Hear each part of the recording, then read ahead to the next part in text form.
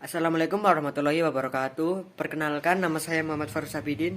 Di sini saya akan menjelaskan masa pemerintahan Megawati Soekarno Putri. Yang pertama adalah pengangkatan Megawati. Ibu Megawati adalah Presiden kelima Indonesia dan dilantik pada tanggal 23 Juli 2001 dengan masa jabatan 4 tahun sampai 10 Oktober 2004. Sebelum Megawati menjadi presiden, beliau menjabat sebagai wakil presiden dari Abdul Rahman Wahid atau biasa dipanggil Gus Dur. Megawati menjadi presiden setelah Gus Dur mengakhiri jabatannya pada tahun 2001. Yang kedua adalah kebijakan Megawati. Pada masa jabatan Megawati, ada beberapa masalah di beberapa bidang. Yang pertama adalah politik.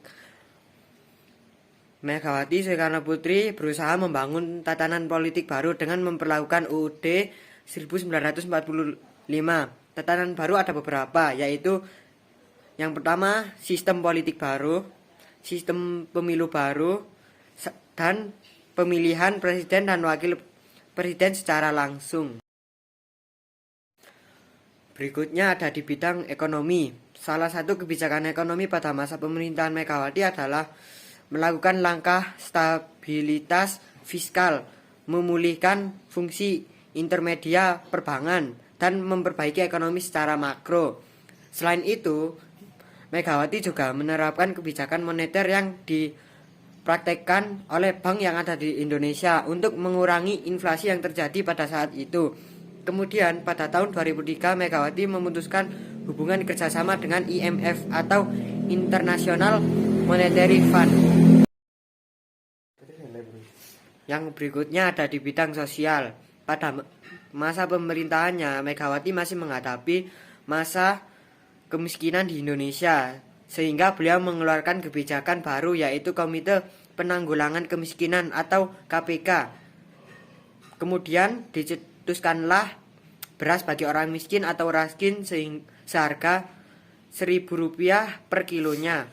Selain itu, fokusnya pada bidang ekonomi dan sosial, beliau juga fokus pada bidang hukum yang berhasil mencetuskan beberapa kebijakan hukum, yaitu yang pertama merumuskan konsep reformasi hukum, yang kedua mengkaji perundangan yang berlaku, merevisi dan memperbaruinya, yang ketiga menerbitkan ketentuan perundangan tentang HAM, yang keempat menuntaskan masalah-masalah hukum di Indonesia di masa lalu.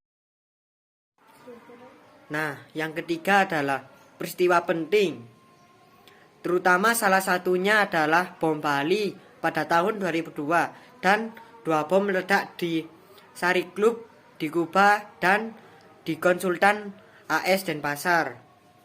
Puluhan bangunan di radius 10 hingga 20 meter dari lokasi meledaknya bom hancur tak tersisa. Baik, itu saja penjelasan dari saya. Jika ada kurang lebihnya, saya mohon maaf. Wassalamualaikum warahmatullahi wabarakatuh.